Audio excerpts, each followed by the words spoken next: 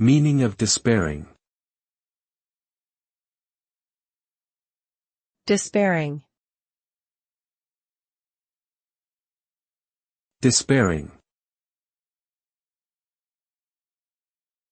Despairing. Despairing.